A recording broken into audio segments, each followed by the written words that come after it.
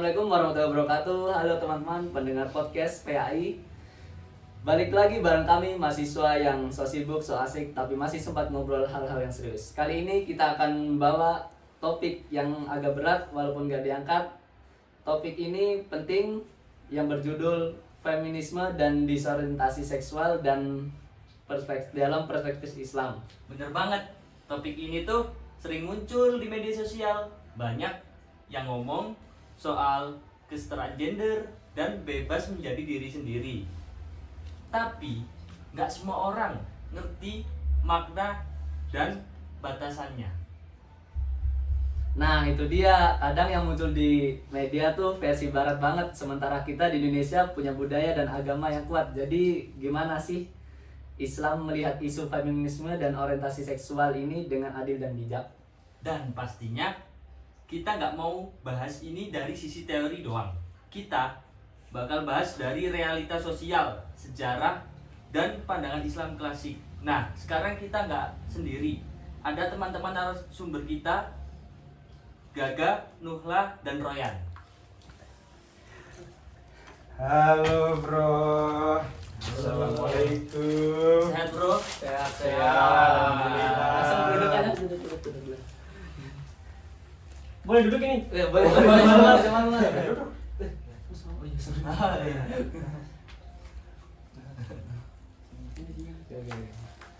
Itu posisinya dinyamanin ya. Nah, sebelum kita membahas topik yang mulai agak berat ya. Iya. Langsung aja deh, kita mulai dari Gagak dulu. Bro, banyak banget orang yang Kamu Halo, assalamualaikum. Tikat. Udah mulai. Baiklah, kali ini kami kedatangan tamu ada 3 orang. Seperti biasa, yang dari kanan ini kira-kira dari mana dah? Soalnya ototnya besar banget. Aduh, jadi sungkan aku dipanggil gitu. Aku ini asalnya dari Bandung teman-teman. Iya, di Bandung, Jawa Barat. Orang Sunda. Iya, udah orang Sunda gue. Cicing. Icing. Ngajar edok tau nggak ngajar edok? Ada di mana? Maksudnya? Ngajar edok bahasa Sunda. Ya Di udah lanjut aja. sana panas apa dingin sih, Bandung? Gimana? Di Bandung panas apa dingin sih? Enggak, di Bandung itu kayak mereka tuh nggak pernah kayak suhu yang panas, dingin. Ya, pernah mereka tuh selalu balance, bro. Tapi kalau boleh tahu di sana macetnya lumayan nggak? Ah, kalau pada macet sih tergantung daerahnya. Kalau gua tuh tinggal di daerah Cemekar. Di Cemekar tuh nggak terlalu macet, juga nggak terlalu sepi. Jadi balance aja sih, bro. Walaupun mereka di perkotaan besar. Dekat sama Malioboro nggak? Kalau sama Malioboro jauh, bro. Lawak kamu ya. Itu Jogja. Jogja bro. Dia tuh nanya yang masuk akal dikit dong. Enggak, tapi kalau yang di Bumi Pasundan terlahir ketika Tuhan sedang tersenyum itu dekat nggak sama rumah? Sama Bumi Pasundan. Oh, itu lumayan, kalau dikata dekat sih enggak. Dikata jauh banget enggak. Karena kalau dari daerah Cimekar tuh daerah rumah gua cuma berapa ya? 42 sampai 45 meter. Jadi ya lumayan. Lumayan. Kalau boleh tahu nih yang kurus kebanyakan anu ya? Makanya apa itu? Kebanyakan apa tuh? Ya, asalnya dari mana kalau boleh tahu? Aku asal dari Madiun asli. Oh, kamu asli Madiun ya? Iya. Tapi kok kayak bau-baunya bau kecil. Pantesan. Pecel bermasalah ya. Iya, kayak sebelahnya bau. Memang suka makan pecel biasa. Oh. Gimana Madiun? Panas apa dingin sih? Di sana sih balance ya, lumayan dingin, tapi masuknya nggak sedingin Malang sih. Oh. Tapi seru ya sana ya? Seru banget, gila. Ah, seru banget. Wah, wisata di sana banyak lah. Apa? Wisata di sana banyak. Ini PKI. Oh, iya. Sorry. Ya udah, kalau boleh tahu nih yang kacamata. Iya, Dari iya. tadi kok senyum mulu dah jadi malu-malu. Baginya ini. Tapi kalau boleh tahu asalnya dari mana dong? Asli Lumajang. Oh, Lumajang. Dekat ya? Dekat-dekat. Kapan-kapan main lah ke Lumajang. Oke. Banyak wisata alamnya kan. Bromo itu salah satunya kan. Bromo kan itu Lumajang juga itu. Oh, Ranupani, Ranupulo. Oh, sama Bukit Premium? Itu mana itu Pasuruan itu. Hati-hati Mas ini ya. Canda mulu hostnya deh. dari itu tempat erupsi Semeru ke daerah sana kena. Terdampak abunya doang sih. Wah, punya dong. Rumahnya hangus nggak? Pertanyaanmu ini. Oh ya. Tapi emang erupsinya sampai abunya sampai malam ya. Iya. Parah itu sih. Namanya juga bencana alam ya, kita nggak ada yang tahu ya. Oh, lu malam bro. Malam. Tapi Lumajang ini terkenal sama itu pasirnya. Katanya di situ banyak Iya. pasir Lumajang. Pasir asli Semeru kan itu. Oh, asli. Iya. Subur-subur ya. Iya. Jadi tanamannya sana kayak gimana sih? Kayak humus, tanah humus gitu, benar nggak? Iya. Oh iya. Mereka tuh tanahnya bisa subur. Emang mengandung cakar semua kan? Kecambah. Kan bikin subur jadi bro. Enggak, kan justru dari apa namanya, dari abu vulkanik itu kan emang satunya subur ya. Iya. Karena tanahnya ini humus bercampur dengan kotoran hewan. Pokoknya kayak gitu loh. Oh iya. Itu ilmu yang baru Setahu beda. saya. Ilmu baru itu ilmu baru. Ilmu baru. Sumpah lu seriusan agak gimana gitu dapat ilmu ini. Ini Mas yang pakai kaos kok diem aja. Belum Iya. sarapan kan? Iya, jangan dia berak di celana ini. Jadi malu-malu banget soalnya. Jauh-jauh dari Madiun cuma anu ya. Nah, terus dari tadi tuh aku lihat si Mas berkacamata tuh kayaknya bahagia mau habis gajiannya. Iya. Kerja di mana? Apa bos? Dapat jackpot. Jackpot di mana nih? Jackpot di mana? Anu itu arisan maksudnya. Oh, arisan. Pikirannya jangan yang Ini bahaya di pikiran. Iya. Mabek bro. Dapat uang. Kamu main mahjong? apa itu? Apa itu? Ada nih. Kembali ke pembahasan awal ya. Oke, oke. Jadi kita di sini kan mau bahas ini ya tentang feminisme, tentang apa dalam Islam gitu ya. Iya. Makanya kami mengundang kalian agar bisa diajak kompromi bagaimana membahas tentang feminisme Islam. Nah, Menurut pendapat kalian masing-masing sih. Jadi Sampai saat ini Oke. ada isinya nggak ini? Coba sampai dia. ah, serius. langsung aja deh kita mulai dari kaget dulu ya, bro. Banyak banget orang ngomong soal panisme, tapi asal ikut arus. Sebenarnya dari mana sih asal gerakan panisme itu? Nah, ini penting banget tuh, Bra. Jadi feminisme itu muncul lebih tepatnya di negara barat yang ditemukan pada abad ke-19. Nah, saat itu perempuan tuh nggak dipandang sama, nggak punya hak seperti pada umumnya laki-laki. Mereka tuh nggak boleh kuliah, nggak boleh bekerja, nggak boleh apapun. Bahkan muncullah yang namanya itu kelas 2. Ada 2 kelas dari mereka, itu dibedakan.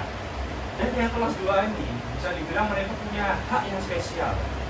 Ya, jadi pada saat itulah muncul gerakan yang dinamakan equal rights. Oh, jadi awalnya itu karena ketimpangan sosial ya. Tapi gimana kalau dibandingin menurut Islam sendiri? Nah, ini menarik. Kalau kita baca dari sejarah Islamnya itu sendiri, ternyata jauh sebelum istilah feminisme itu muncul, ada Rasulullah SAW berkata, menegakkan keadilan antara laki-laki dan perempuan. Ada suatu tafsir yang berisikan, sesungguhnya yang paling mulia di antara kamu di sisi Allah ialah yang paling bertakwa. Itu berisi di Al-Quran, surat Al-Hujurat ayat 13. Wah, keren banget. Jadi Islam udah punya konsep keadilan gender sendiri ya, bukan niru dari Barat. Nah, itu benar. Dan menurut Imam Al-Ghazali dalam Ihya Ulumuddin, laki-laki dan perempuan diciptakan dengan fitrah yang saling melengkapi, bukan bersaing. Islam itu nggak pernah bilang perempuan itu lebih rendah. Yang salah itu tafsir manusia yang keliru, bukan ajaran Islamnya itu sendiri, Bang. Dan kalau kita melihat pada masa Nabi, perempuan seperti Khadijah radhiyallahu anhu dan juga Aisyah radhiyallahu anhu mereka merupakan wanita-wanita kuat yang termasuk sukses di masa zaman Rasulullah dulu. Aisyah, wah, aku lagi dulu. Lengkap. Dan juga kalau kita lihat pada masa Nabi, perempuan punya peran besar banget. Contohnya Khadijah radhiyallahu anha, istri Nabi, seorang pengusaha sukses. Dan juga Aisyah radhiyallahu anha, seorang perawi ribuan hadis dan ahli fikih. Juga Ummu Salamah yang sering jadi penasihat politik Rasulullah. Menurut pandangan ulama, Imam Ibnu Hajar menyebut banyak sahabat perempuan yang menjadi rujukan ilmu dan kebijaksanaan. Jadi peran perempuan dalam Islam itu aktif bukan pasif. Iya, tapi kenapa sekarang muncul banyak deh kayak anggapan Islam tuh patriarki dan mengangkat perempuan? Itu karena banyak orang melihat Islam dari luar konteksnya. Ada yang salah tafsir atau cuma lihat praktik di masyarakatnya kan, bukan dari sumber Islamnya. Ini gitu. Nilai Islam modern, Islam nggak pernah melarang perempuan berkarir, belajar atau berpendapat, tapi tetap dalam koridor adab dan tanggung jawab kan. Nah, ini penting banget karena sekarang feminisme modern kadang melangkah ke arah semua harus sama. Padahal Islam bilang yang penting itu adil sesuai Quran. Betul, gue setuju sama statementnya satu ini. Boleh juga. Feminisme barat ingin menghapus perbedaan biologis dan sosial antara laki-laki dan perempuannya juga. Tapi Islam justru memuliakan perbedaan itu sebagai harmoni, bukan hierarki, bro. Wah, berat. Tapi keren banget. Jadi feminisme itu juga nggak selalu salah ya. Tapi kalau udah kebablasan tanpa nilai spiritual bisa bahaya juga ya bro. Itu termasuk penyimpangan sosial. Setuju banget, Ren. Karena kalau kebebasan nggak punya arah, yang muncul bukan kemajuan, tapi kekacauan sosial, Ren. Wah, mantap banget nih. Sekarang kita lanjut ke bagian yang agak panas ya. Udah mulai panas nih. Udah panas banget ini. Tentang disorientasi seksual banyak banget nih kasus di media sosial mulai menormalisasikan perilaku itu. Bener banget hal ini.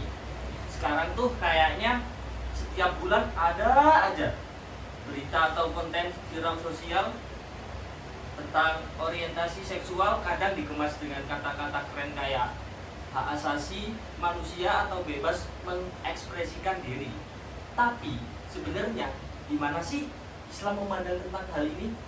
Nah, kalau dilihat dari ajaran Islam ya, hubungan seksual di luar pernikahan itu sudah dilarang, apalagi sama jenis. Bukan karena Islam nggak modern, tapi karena Islam menjaga fitrah. Sudah ada dalam Quran surat Ar-Rum ayat 30, Allah berfirman, maka hadapkanlah wajahmu kepada agama yang lurus, fitrah Allah yang telah menciptakan manusia menurut fitrah itu. Jadi artinya Allah menciptakan manusia dengan kecenderungan alami untuk berpasangan laki-laki dan perempuan. Tapi kan banyak juga orang bilang, ya gimana ya, orientasi seksual itu kan bawaan lahir. Iya juga ya. Itu sering terjadi banget sih di kala orang-orang membenarkan. Tapi Imam Ibnu Qayyim dalam Madarij As-Shalihin menjelaskan bahwa fitrah manusia bisa berubah karena pengaruh lingkungan dan hawa nafsu. Jadi kalau ada penyimpangan bukan berarti bawaan, tapi hasil perubahan perilaku sosial itu sendiri. Betul banget, Ren. Dan yang sering dilupain adalah Islam nggak pernah nyuruh kita benci orangnya. Islam menolak perbuatannya, tapi tetap menghargai manusia sebagai ciptaan Allah Subhanahu wa Ta'ala, Ren. Nah, tapi itu sayang sekali di media sosial itu sekarang malah kebalik, tahu nggak? Orang yang menolak perilaku LGBT itu malah dibilangin toleran, bro. Itu yang lebih parah. Padahal Islam itu cuma jaga moral dan tatanan sosial aja, nggak lebih dari itu. Dan faktanya, tren normalisasi LGBT di Indonesia meningkat lewat film, serial, bahkan konten-konten YouTube disajikan halus seolah-olah itu adalah hal biasa. Padahal kalau kita pelajari, Islam itu bukan sekedar mengatur hubungan, tapi menjaga peradaban. Kalau hubungan sesama jenis dibenarkan, maka konsep keluarga, nasab, bahkan sistem sosial bisa rusak. Nah, itu poin penting. Islam melarang bukan karena benci, tapi karena peduli, biar manusia gak kehilangan arah dan martabatnya. Oke, kita udah bahas asal problematika, sekarang kita bahas solusi. Gimana cara Islam ngajarin kita menghadapi isu-isu ini biar nggak cuma ngejar, tapi juga benar-benar paham akar dan arah perubahannya. Iya, karena Islam kan selalu punya solusi yang wasatiyah, seimbang dan adil. Gimana tuh menurut kamu, Ryan? Nah, intinya dari Islam itu sendiri ngajarin keseimbangan. Sudah ada dalam Quran surat Al-Baqarah ayat 143. Allah bilang, dan demikian pula kami jadikan kamu umat yang pertengahan, ummatun wasatan. Jadi artinya Islam gak ekstrim ke kanan atau ke kiri, gak bebasnya, tapi juga gak keras dalam membantu kita. Aku setuju. Batasan dalam Islam itu bukan bentuk pengekangan, tapi perlindungan kayak pagar rumah. Bukan buat ngurung kamu, tapi biar gak jatuh ke dalam jurang keren. Nah, iya tuh. Masih ada. Kalau bicara soal perempuan, Islam tuh udah kasih ruang yang udah banyak banget, luas bro. Di sini pandangan ulama Imam Asy-Syafi'i bilang perempuan memiliki hak menuntut ilmu sebagaimana laki-laki, sebab ilmu itu adalah kehormatan bagi semua manusia. Jadi kalau ada yang bilang Islam itu anti feminis, itu cuma salah tafsir aja mereka. Bagus banget bro. Nah, kalau soal disorientasi seksual, gimana sih cara Islam untuk menangani hal ini biar gak cuma dilarang aja bro, tapi juga ada pembinaannya? Nah, Islam itu bukan cuma melarang, tapi juga membina. Rasulullah SAW bersabda, setiap anak dilahirkan dalam keadaan fitrah, maka orang tuanya akan menjadikan Yahudi, Nasrani, atau Majusi. Hadis riwayat Muslim. Artinya manusia lahir suci. Kalau ada penyimpangan, tugas kita sebagai sama muslim adalah ngajak balik ke fitrah, bukan ngecap dosa doang. Ya, dakwahnya harus dengan kasih sayang, seperti dalam kandungan surat An-Nahl ayat 125 yang memiliki isi yaitu serulah jalan Tuhanmu dengan hikmah dan pelajaran yang baik, dan bantahlah mereka dengan cara yang lebih baik. Jadi pendekatan yang bijak dan lembut itu justru lebih efektif kan? Nah, aku setuju banget itu. Sekarang tuh banyak banget tuh dakwah, tapi mereka tuh malah menyerang. Jadi akhirnya yang mau didakwa itu malah kabur. Itu yang bikin lucu. Iya. Padahal kan Rasulullah aja berdakwah dengan lemah lembut, bukan dengan mencaci maki seperti mereka itu. Dan buat kita sebagai anak muda, dakwah nggak harus ceramah, bisa lewat karya, perilaku, bahkan konten positif kayak podcast kita ini. Setuju banget. Intinya solusi Islam itu bukan menolak manusia, tapi membimbing mereka agar tidak menyimpang. Islam gak mengekang, tapi Islam menjaga. Nah itu, aku pribadi sendiri belajar banyak dari podcast ini. Islam tuh benar-benar agamanya seimbang loh. Kadang kita itu terlalu fokus cari hak di dunia, tapi lupa tanggung jawab. Itu prihatin bro. Padahal dua-duanya kan harus jalan bareng kan ya. Iya.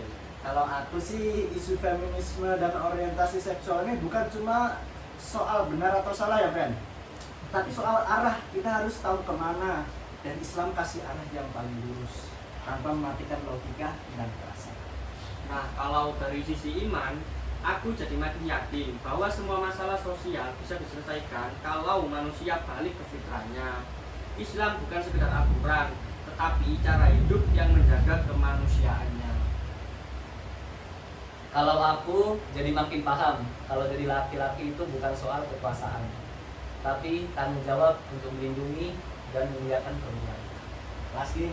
Dan aku juga sadar kebebasan itu nggak akan berarti tanpa batas, karena batas itulah yang menjaga kita tetap manusia. Betul. That's right. Sebelum kita tutup podcast kita pada siang hari ini, ada satu ayat yang rasanya pas banget buat jadi pengingat buat kita semua. Sesungguhnya Allah tidak akan mengubah keadaan suatu kaum hingga mereka mengubah keadaan yang ada pada diri mereka sendiri. Artinya perubahan ke arah kebaikan harus dimulai dari diri kita sendiri, friend. Dari cara berpikir, bersikap, dan menjaga hati. Nah, jadi ayo mulai kita merubah diri, bro. Jadi kita itu mengupgrade diri kita menjadi diri yang lebih baik. Karena kita harus menaati semua perintah yang sudah dibuat oleh Allah Subhanahu wa Ta'ala. Semoga kita semua bisa menjadi generasi muda yang kuat iman, Amin. terbuka pikirannya, Amin. tapi tetap teguh pada nilai Islam yang sudah dibuat itu sendiri. Amin. Itu poin pentingnya teman-teman. Terima kasih sudah mendengarkan podcast kami. Sampai jumpa di episode berikutnya. Selanjutnya. Wassalamualaikum warahmatullahi wabarakatuh. Dikat wae mau rek. Itu kabaran soalnya.